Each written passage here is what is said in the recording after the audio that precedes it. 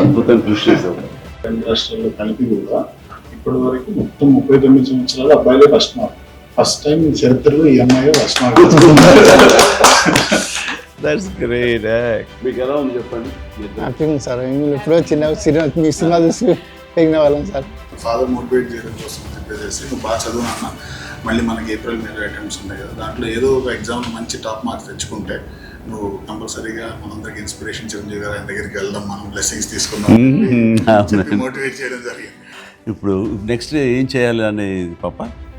BTech తో పాటు civils కి ప్రిపేర్ అవ్వడం అనుకుంటున్నాను. Okay, excellent. ఓకే, చూడాలి మాకు ఉంటుంది.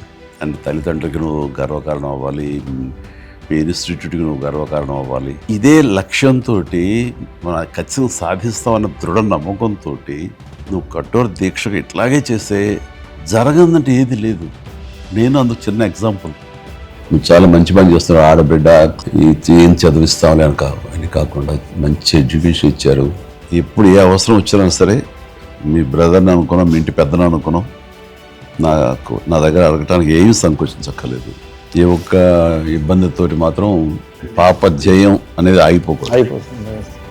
సో త్వరలో నేను అమ్మాయి ఒక ఐఏఎస్ ఆఫీసర్ అయితే చూడాలని మాకు ఉంటుంది. రావాలి. అండ్ తల్లిదండ్రులకి నువ్వు గర్వకారణం అవ్వాలి. ఇంకెవరిని కలవాలనుకుంటున్నావమ్మా? మీరే సార్ అంటే నాకు ఇది సంతృప్తి ఇచ్చిన సంఘటన అమ్మా. Very happy Rishi.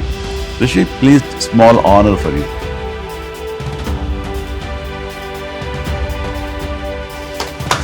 Right.